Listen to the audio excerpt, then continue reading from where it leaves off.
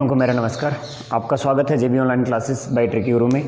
Guys देखो, अपने topic चल रहा था मेवाड़, राजस्थान हिस्ट्री के संदर्भ में टॉपिक था मेवाड़। और मेवाड़ के अंदर अपनों ने गोहिल वंश चल रहा था।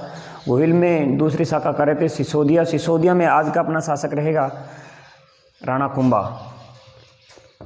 कौन सा रहेगा? मोकल का पुत्र राणा कुंभा। कुंभा के बाद में कुंभा का पुत्र उदा। उदा के बाद में रायमल। रायमल के बाद में अपने पढ़ेंगे राणा सांगा। यह चार शासक रहेगा। थोड़ा सा टॉपिक लंबा रहेगा। तो देखो गाइज, राणा कुंभा के बारे में बात करते हैं अपने। राणा कुंभा, पहली बात तो इनके माता पिता का नाम याद होना चाहिए। पिता कौन था? मोकल। पिता कौन था? मोकल। माता सौभाग्यवती। माता कौन थी? सौभाग्यवती। और देखो कि इनके पिता की हत्या जो 1433 ईस्वी में जो दासी पुत्र थे चाचा मेरा नामक दो व्यक्तियों ने की थी गुजरात अभियान के दौरान। और इनके जो मामा थे, यानी कि मोकल के मामा और इनके दादा, मोकल के तो क्या थे? मामा थे। मोकल के मामा और उनका संरक्षक कौन था? रणमल। संरक्षक कौन था? रणमल। और दादी अगर पूछे, यानी कि मोकल की माँ का नाम पूछे तो हंसाबाई था। अब देखो कि 1438 ईस्वी के अंदर सबसे पहले जो कार्य किया था कुंभा ने, उसके बारे में बात करते हैं। तो 1438 ईस्वी में, कब? 1438 ईस्वी में अपने बाप की हत्या का बदला। क्योंकि इसके सामने दो प्रॉब्लम्स थी। पहली तो एक तो रणमल और दूसरी थी अपने बाप के हत्यारों से बदला लेना। कौन कौन? चाचा व मेरा। चाचा व मेरा नामक व्यक्तियों को मार दिया। किसने? राणा कुंभा ने चाचा मेरा नामक व्यक्तियों को 1438 ईस्वी में मार दिया। अब दूसरा कार्य था रणमल। क्योंकि रणमल का बढ़ते हस्तक्षेप को रोकने के लिए ये कोई ना कोई प्लान चल रहा था। ये अपनी दादी हंसाबाई को कहता है राणा कुंभा कि ये जो तुम्हारा भाई है रणमल, ये बहुत ही खराब बंदा है, सही नहीं है नीयत इसकी। तो दादी है वो बहन, इसकी बहन मान नहीं रही कि ये मेरा भाई है, इसने हमारे ऊपर उपकार किया, ये किया, वो किया, सब कुछ बातें बताती। लेकिन ये कहता है दादी तू समझती नहीं है, ये तुम्हारा भाई तो है लेकिन इसकी नीयत सही नहीं है। तब ये इसकी कमजोरी ढूंढने लगा रणमल की। अब इतिहास गवाह है, इंसान की, व्यक्ति की जो कमजोरी रही है वो कौन रही है? नारी रही है। और वो नारी कौन थी? जब हंसाबाई और राणा लाखा की शादी हुई थी, इस टाइम एक दासी आई थी उसके साथ में, भारमली। दासी कौन थी? भारमली। इसकी कमजोरी थी भारमली। अब ये रणमल था, वो भारमली से प्यार करता था, लेकिन भारमली भाव नहीं देती थी रणमल को। क्योंकि वो प्यार नहीं करती थी, वो सीधा सा कहती थी कि मुझे ऐसे काम, गरीब जरूर लेकिन अपनी इज्जत सबसे प्यारी है, मैं ऐसे काम नहीं करूँगी। लेकिन रणमल नहीं मानता था, इसकी नीयत तो खराब थी। अब एक दिन ये तो इशारेबाजी, क्योंकि रणमल का तो काम है दिन के अंदर 15-20 बार इशारे करना है, प्रपोज करना, बोलना बोलना। तो भाई रणमल अब ये कमजोरी ढूंढ रहा था, राणा कुंभा तो कमजोरी ढूंढ रहा था। तो एक दिन देख लिया कि ये भारमली को छेड़ रहा है।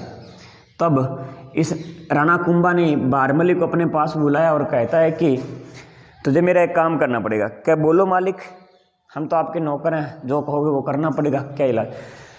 क्या? रणमल को मारना है। किसको मारना है? रणमल को। इसने कहा नहीं मालिक, मैं ऐसा नहीं कर सकती, मैं, हम गरीब बंदे, हम मर जाएंगे, क्योंकि तुम्हारे साथ मैं हूं। राणा कुंभा ने कहा तुम्हारे साथ मैं हूं। तो अब भारमली ने कहा कि मुझे करना क्या पड़ेगा? कि आपको एक ही काम करना होगा, जब रणमल आपको प्रपोज करे, यानी कि जब आपको प्रपोज करे तो आप उसे सामने से क्या, सेम टू यू कह देना, बस इतना सा काम कर देना। तो भारमली ने प्लान के मुताबिक, रणमल ने तो दिन में 20 बार प्रपोज करना ही करना। तो रणमल ने जैसे प्रपोज किया तो इसने थोड़ी सी मुस्कान देके और सेम टू यू कहा। तो अब ये खुश हो गया बंदा, लेकिन इसको ये पता नहीं कि ये चाल है किसकी, राणा कुंभा और भारमली की। ये दासी थी, इन दोनों की चाल थी ये। तो अब ये रणमल खुश होता हुआ महलों में घूमता है और राणा कुंभा मिल जाता है इसे। क्या दादा कहीं बात हुई? क्या पोता कुछ ही उन तेल दादी यहाँ कर दी। अब बात बोली क्या, हाँ कौन है? क्या भारमली को, तो बहुत ही अच्छा काम है। क्या तो फिर पार्टी, क्या पार्टी शाम ने? क्या ठीक है, फिर एक शर्त है मेरी। क्या कि पार्टी शाम ने ले दोगा तो जबकि उठे लवर अने थारी जकी बाई पैक बनाना चाहिए। यानी कि उसके कहने का मतलब क्या था कि भारमली पैक बना कर देगी तो ही हम पियेंगे ऐसा अपने।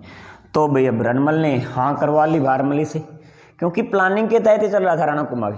अब देखो शाम का टाइम था तो भारमली पैक बनाती है और चेस करके जैसे ही रणमल ने पैक पिया, पैक पीते ही रणमल जी स्वर्ग सिधार गए, क्योंकि उस पैक के अंदर जहर डाला हुआ था।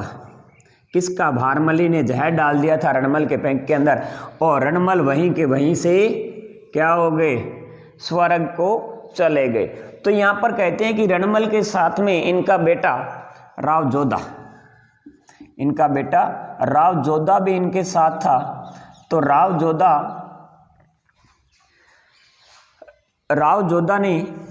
जोधा को किसी मारवाड़ी ने कहा कि भाग सके तो भाग जो दिया थालो रणमल यू तो गियो।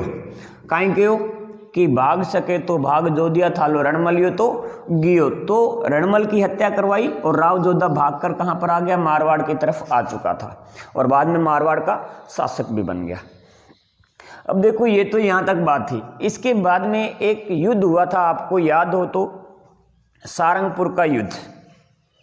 कौन सा युद्ध हुआ था? सारंगपुर युद्ध 1437 ईस्वी में। सारंगपुर युद्ध किसके मध्य? महमूद खिलजी या मालवा के सुल्तान, मालवा के मांडू सुल्तान, महमूद खिलजी नहीं, मांडू सुल्तान वर्सेस राणा सांगा, राणा कुंभा। तो इनके मध्य में एक सांगानेर का युद्ध होता है और इस युद्ध के अंदर जो राणा कुंभा है वो विजयी हो जाता है। सारंगपुर युद्ध में विजयी कौन होता है? राणा कुंभा विजयी हो जाता है। और इस युद्ध विजय के बाद इन्होंने एक इमारत का निर्माण करवाया था, विजय स्तंभ। किसका निर्माण करवाया? विजय स्तंभ का निर्माण करवाया। लगभग इसका जो टाइम पीरियड है 1440 से लेकर 1448 ईस्वी के मध्य इस इमारत का निर्माण हुआ है। विजय स्तंभ यानी कि विजय के उपलक्ष्य में करवाया, तो इसे क्या कहते हैं? विजय स्तंभ। और इसका उपनाम अगर देखें तो कीर्ति स्तंभ। और इसके अंदर जो हिंदू देवी देवताओं की मूर्तियां लगी, इसे इसलिए इसे क्या कहा जाता है? मूर्तियों का अजायब घर। मूर्तियों का अजायब घर, खंभों का अजायब घर किसे बोला जाता है? रणकंपुर के जैन मंदिरों को बोला जाता है। ठीक है, मूर्तियों का अजायब घर।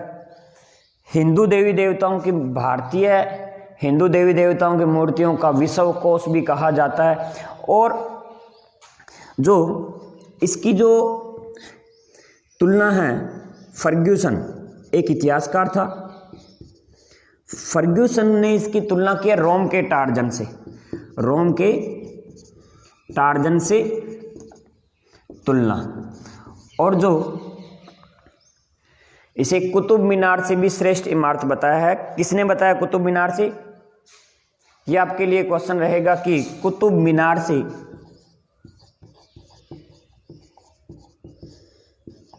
से श्रेष्ठ इमारत किसने कहा है? ये क्वेश्चन आपके लिए रहेगा कि विजय स्तंभ को कुतुब मीनार से श्रेष्ठ इमारत किसने बताया, ये आपके लिए क्वेश्चन रहेगा। इसके बाद में ये कितने मंजिले इमारत है? इसके अंदर मंजिल कितनी है? 9 मंजिल है। कितने मंजिल है? 9 मंजिल है। और अगर इसकी ऊंचाई देखी जाए तो लगभग 122 फीट है। कितनी है? 122 फीट। और जो बीच वाली जो मंजिल है यानी कि 5वीं मंजिल, उसके ऊपर भगवान विष्णु की प्रतिमा लगी हुई है। किसकी लगी हुई है? भगवान विष्णु की प्रतिमा लगी हुई, इसलिए इसे विष्णु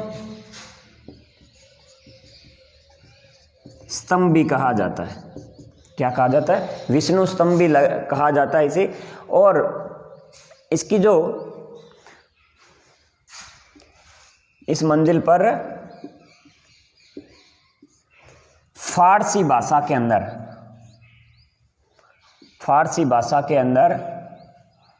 में क्या लिखा हुआ है? अल्लाह शब्द लिखा हुआ है। 9 बार अल्लाह शब्द लिखा है। तो ये क्वेश्चन पूछा जा सकता है कि जो अल्लाह शब्द लिखा गया है विजय स्तंभ के ऊपर, वो कौन सी भाषा के अंदर है? तो वो फारसी भाषा के अंदर है। कौन सी भाषा के अंदर है? फारसी भाषा के अंदर है। अब देखते हैं कि इसका जो शिल्पकार था, शिल्पकार कौन था? देखो कि राणा कुंभा पढ़ रहे हैं तो राणा कुंभा के अंदर शिल्पी एक ही होगा, शिल्पी मंडन। कौन है? शिल्पी मंडन। और इसका जो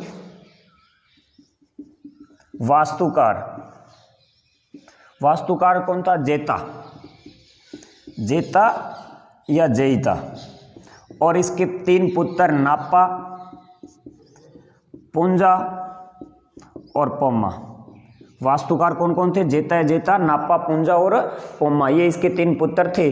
और इसके ऊपर जो कीर्ति स्तंभ प्रशस्ति लिखी हुई है, उसके लेखक, कीर्ति स्तंभ प्रशस्ति के लेखक कौन थे?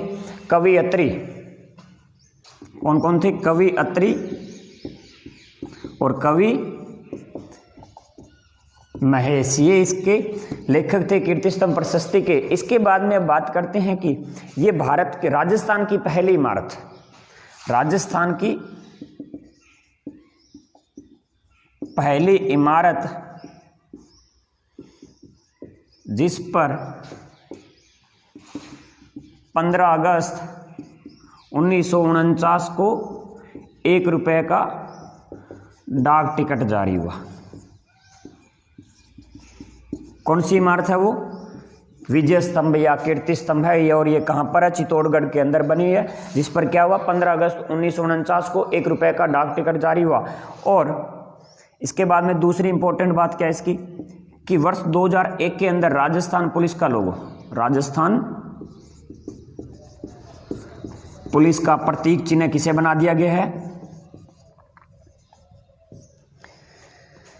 विजय स्तंभ को प्रतीक चिन्ह कब बनाया गया? राजस्थान पुलिस का 2001 को। माध्यम, और ये प्रतीक चिन्ह किनका है? माध्यमिक शिक्षा बोर्ड। जेके सुपर सीमेंट का भी किसका लोगो है? किसका है? विजय स्तंभ का है। किसका है? विजय स्तंभ का है। तो ये था आपका विजय स्तंभ। तो इसके बाद में देखो कि एक बार इसका स्क्रीनशॉट ले लीजिए।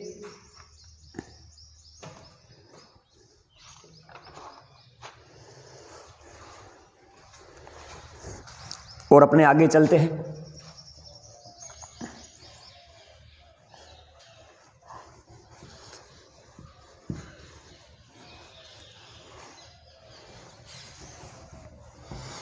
अब देखो गाइस कि राव जोधा मारवाड़ का शासक बन चुका था। और अब देखो कि राव जोधा अपनी साम्राज्य विस्तार नीति के तहत और इधर राणा कुंभा साम्राज्य विस्तार नीति के तहत दोनों के मध्य एक विवाद होता है। एक साइड में था राणा कुंभा और दूसरी साइड में राव जोधा। तो दोनों के दोनों ये तो अपने बाप की मृत्यु का बदला लेना चाहता है, साथ में साम्राज्य विस्तार है और ये साम्राज्य विस्तार के लिए। तो दोनों के मध्य एक विवाद होता है और बाद में हंसाबाई ने दोनों के मध्य एक संधि करवाई थी। उस संधि को कहा जाता है आवल बावल की संधि। कौन सी संधि? आवल बावल की संधि। किनके मध्य हुई? मेवाड़ के शासक राणा कुंभा और मारवाड़ के शासक राव जोधा के मध्य मध्यस्थता किसने करवाई? हंसाबाई। कौन सी संधि? आवल बावल की संधि। इस संधि के तहत निर्णय क्या किया गया? मेवाड़ और मारवाड़